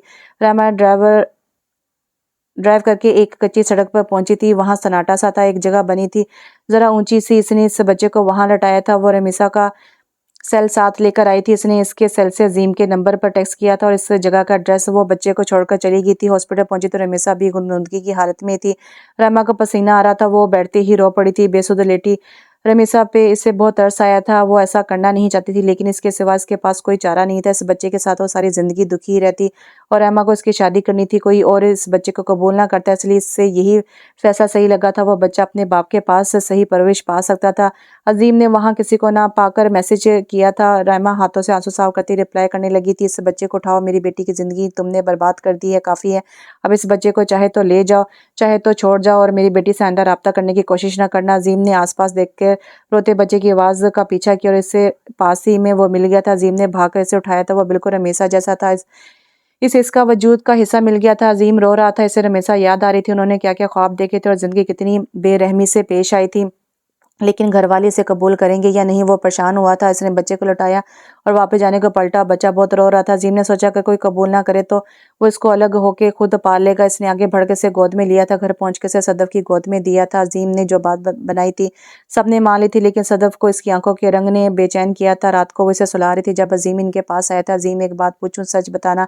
सदफ ने इसे अपनी तरफ मतवज्जो किया था। अजीम, ये रमीसा का बेटा है ना? अजीम ने चूंकि माँ की तरफ देखा था। बताओ बेटा। सदफ ने इसे खामोश देखकर फिर पूछा। अजीम ने सर को इस बात में सर हिलाया था। वो खुद कैसी है? सदफ को लगा था अजीम मिला भी होगा, पता नहीं। मॉम, वो मिली नहीं। इसकी मामा ने कहा कि आइंदा रब्ता ना करना। अजीम माँ के गले लग के रोने लगा था। मॉम, आप बताना ना किसी को घर में, वरना महरीन और बाबा इसे घर से निकाल देंगे। सदफ की भी आंखें छलक गई थी। वो बहुत जुल्म हो गया इसके साथ, बहुत जुल्म किया था इसके साथ। हमने अजीम ने इसका नाम अशहर रखा था। रमीसा होश में आई तो उसने आसपास देखा था, वहाँ कुछ भी नहीं था। वो अपने रूम में थी। रहमा इसे घर ले आई थी। वो नहीं चाहती थी कि हॉस्पिटल में तमाशा लगे। रहमा सूप लेकर आई थी। मामा मामा, रमीसा ने आसपास देखा था। मेरा बच्चा। रहमा, ये सूप पियो। रहमा ने बात बदली थी। मामा, आप ऐसा बिहेव क्यों कर रही हैं? मेरा बेबी कहाँ है? मामा, बेटा हुआ था। था लफ्ज़ पे राइमा अटकी थी और रमीसा की सांस अकड़ी थी था। रमीसा ने अनजान आंखों से देखा था वो मैं लिए बैठी थी इसे कि अचानक इसकी तबीयत ख़राब हो गई थी। डॉक्टर ने बहुत कोशिश की इसको बचाने की, लेकिन राइमा मजबूर थी, वो क्या करती। लेकिन रमीसा की आंखों में आंसू उमड़ आए थे, लेकिन नहीं बचा सके। राइमा बहुत मुश्किल बात पूरी कर रही थी। रमीसा ने मुंह पर हाथ रखे थे, वो बेयकीनी की कैफियत में ढह गई थी। राइमा ने इसे बच्चे की तस्वीर दिखाई थी। राइमा ने इसे सड़क पर छोड़कर आती इसकी तस्वीर ले ली थी। राइमा इसकी तस्वीर सीने से लगाए रो रही थी। मामा आखिर मेरे साथ ऐसा ही क्यों हो रहा है? मामा ऐसा कौन सा गुनाह है मुझसे? रमीसा रोते रोते बेहोश हो गई थी। रामा ने डॉक्टर को बुलाया था। डॉक्टर ने इसे सुकून की मेडिसिन दी थी। गहरी नींद से जागने के बाद रमीसा को फिर अपना दुख याद आया था। अशहर रमीसा ने और आजम अजीम ने सोचा था इनका बेटा हुआ तो अशहर नाम रखेंगे। रमीसा ने वही नाम लेकर इसे पुकारा था। रमीसा ने ठीक होने के बाद रहमान ने इसे संभालने का वक्त दिया था और फिर इसका खुरम के छोटे भाई कामरान के साथ रिश्ता तय कर दिया था। कामरान से शादी के बाद रेमा अकेली बीमार रहने लगी थी और रमेशा की गोद में ही आखिरी सांस लिए थे। रमेशा, मुझे माफ़ कर देना, मैंने जो भी किया तुम्हारे लिए किया, तुम्हारी खुशी के लिए, तुम्हें दर्द देने के लिए नहीं। मेरी जान, मुझे माफ़ कर देना। रायमा रमेशा के आगे हाथ जोड़ रही थी। इसे नहीं पता था कि रायमा क्यों माफ़ी मांग रही है, और फिर रायमा भी इसे छोड़ गई थी। कामरान के साथ शादी के बाद रमेशा की कोख हरी नहीं हुई थी। रमेशा ने सारे दुख बर्दाश्त करके चुपचाप जिंदगी गुजार दी थी। वो रोज़ रात को अशर की तस्वीर देखकर रोती, इससे याद करती थी। शायद यही वजह थी कि अशर को भी माँ की मोहब्बत नहीं मिली थी और वो इसे ख्वाब में रमेशा ही दिखती थी। इसकी जेठ खुरम के बेटे इख्तिशाम की शादी पे इसने अजीम को देखा था 3 सालों बाद, और इसके दुख ताज़ा हुए थे। शादी के बाद सब मेहमान चले गए थे। एक दिन मेहरीन की तबीयत ख़राब हुई थी। जब फ़रहा और खुरम दावत पे गए थे और इख्तिशाम निशा और रमीसा को साथ ले गया था, वहाँ अजीम को रमीसा से बात करने का मौका मिला था। मुझे माफ़ कर देना रमीसा, मैंने तुम्हें बहुत दुख दिए हैं, लेकिन तुम्हारी दी हुई निशानी को मैंने अपने से भी ज़्यादा संभाल के रखा है। रमीसा ने एकदम निशानी के लफ्ज़ पे अजीम की तरफ देखा था। अशर नाम रखा है मैंने। रमीसा के सर पर बम गिरा था कि क्या मतलब? रमीसा ने मुश्किल हलक से आवाज़ निकाली थी। आंटी के कहने पर मैं दोबारा राब्ता तो नहीं किया, लेकिन मैं चाहता था कि तुम एक बार इसे देख लो, तुम्हारी भी तो औलाद है। अशर रमीसा के चेहरे का रंग फक हुआ था। वो क्या कह रहा था इसे समझ नहीं आ रही थी। जैसे ही रमीसा पे इंकशाफ हुआ था, अशर भी आते आते बात सुन ली थी। इसे भी आज पता चला था कि मेहरीन क्यों इससे चिढ़ती थी और ख्वाब में कौन इसे इतनी शिद्दत से पुकारता था। अगर मैं तलाक ना देता तो डैडी इस दिन पता नहीं क्या कर देते। मैं बुरी तरह फंसा था, मॉम को भी खो नहीं सकता था। मुझे माफ़ कर देना रमीसा, मॉम तुम्हें बहुत याद करती थी और अशर को बहुत प्यार दिया उन्होंने। वो जानती थी वो तुम्हारा बेटा है। अशर तुम्हारा बेटा। अशर पे रमीसा का सांस अटका था। आखिर वो कितनी दुश्वारियां बाकी थी इसकी ज़िंदगी में, क्या अभी भी कुछ बाकी था? और मेरी माँ मेरे साथ ऐसा कैसे कर सकती हैं? क्या इसीलिए उन्होंने आखिरी वक्त से मुझसे माफ़ी मांगी थी? एक सनसनाहट से इसके अंदर दौड़ी थी। अशर भी सुन हुआ खड़ा सब सुन चुका था।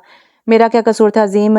इसने एक अरसे बाद अजीम का नाम लिया था। मुझे सब ने किस चीज़ की सज़ा दी? वो रोने वाली हो गई थी। तुम्हारे बाबा ने पैसे के लिए तुम्हारी हाथों मेरी ज़िंदगी बर्बाद करवा दी। इस दुख से मेरे बाबा हमें छोड़कर चले गए। और अशहर, मामा मामा ने मुझे कहा वो दुनिया में नहीं रहा और दे दिया तुम्हें। इतने महीने में इसके साथ रही और फिर शक्ल भी ना देख सकी और दोबारा मैं साहब औलाद भी नहीं हुई। रमीसा की आंखों से दर्द बह रहा था। अजीम की सोच से ज़्यादा रमीसा ने दर्द सहा था। मैं अशर को बता दूंगा, वो तुम्हें बेटा बन के दिखाएगा। तुम्हारी ममता का सुकून मिलेगा जब वो तुम्हें माँ कहेगा। मुझे माफ़ कर दो रमीसा। अजीम ने इसके सामने रोते हुए हाथ जोड़ दिए थे। नहीं, वो मुझे माँ नहीं समझ सकता। जो इस नरम गोशा माँ के साथ रहते हुए बेटे के दिल में होता है, वो एकदम नहीं जाग सकता। और इसे सब कुछ बता के किसी मुश्किल में मत डालना, वो कबूल नहीं कर पाएगा ये सब।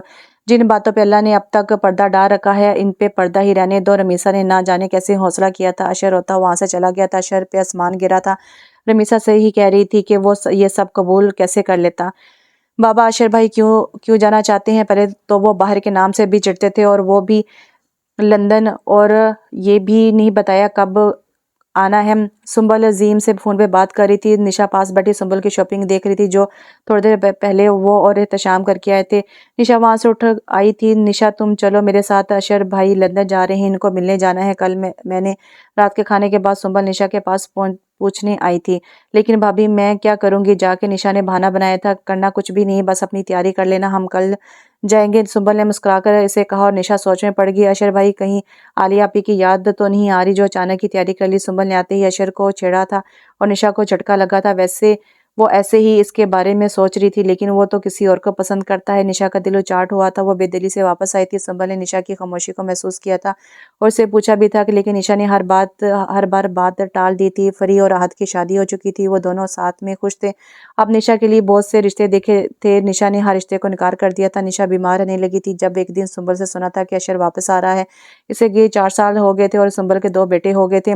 इसकी खबर सुनकर निशा को कुछ सुकून मिला था। सुंबल भी इसकी हालत समझ चुकी थी कि वो 4 साल क्यों रिश्तों को मना करती रही थी। अशर के आने के बाद सुंबल ने अजीम से निशा और अशर के रिश्ते की बात की थी और अजीम मान गए थे, जबकि अशर शादी नहीं करना चाहता था, लेकिन अजीम ने इसे मना दिया था।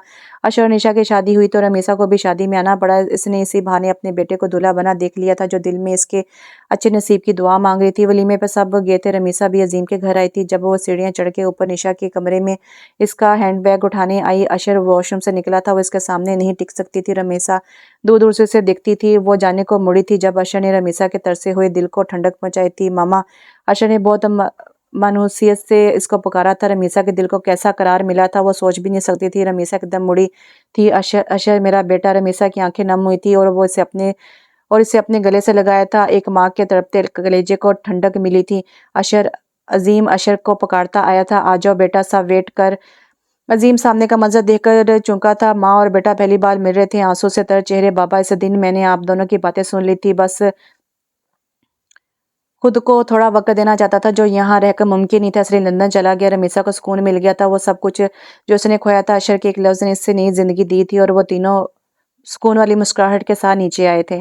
अशर आज भी तहज्जुद के बाद छत पे आया था। इसने अपने रब से बहुत सी बातें करनी थी। जब निशा इसे कमरे में ना पाकर छत पे आई थी, निशा इसके हक्म में आकर बैठ गई थी। अशर, आप कमरे में नमाज क्यों नहीं पढ़ते? निशा ने इसके कंधे पर सर टिका के पूछा था। तुम पहले बताओ, तुमने 4 साल सब रिश्तों से इनकार क्यों किया? मुझे सुंबल ने बताया था। निशा एकदम चौंकी थी, फिर सुकून जवाब देते हुए बोली, क्योंकि आप मेरी किस्मत में लिखे थे। ये किस्मतों का बोझ भी कितना अजीब होता है ना, इंसान सारी जिंदगी इस बोझ के नीचे ही गुजार देता है। अशर खला में घूर रहा था। अल्लाह पाक ने इंसान का एक काम करके इसे एक काम के पीछे लगा दिया ना, किस्मत लिख दी। और बंदों को कहा कि अगर कुछ ना सही तो दुआ मांगे, रोए मेरे आगे ले लगन से दुआ मांगे, मैं इसकी किस्मत बदल दूंगा। निशा ने अशर की बात का जवाब दिया और फिर अशर फजर की नमाज पढ़ने खड़ा हुआ था और निशा इस हैंडसम बंदे को, जिस पे लड़कियां मरती थीं, वो किसी की तरफ देखता तक नहीं था, बहुत गौर से देख रही थी। वो जब भी नमाज पढ़ता था वो ऐसे ही गौर से देखती थी, क्योंकि इसे मर्द नमाज पढ़ते हुए बहुत अच्छे लगते थे। और यहाँ पे ये नावल ख़त्म हो गया। नावल का नाम था वो लम्हे जो बीत गए और इसकी राइटर थी फातिमा। लेकिन बहुत ही मुश्किल नावल लिखा था इन्होंने, राइटर ने, पढ़ने में बहुत मुश्किल हुई थी। उम्मीद करती हूँ आपका नावल पसंद आएगा। कहानी तो अच्छी थी। इंशाल्लाह के लिए नावल के साथ बहुत जल्द हाजिर होती हूँ। तब तक के लिए दुआ में याद रखिए। अल्लाह हाफिज़।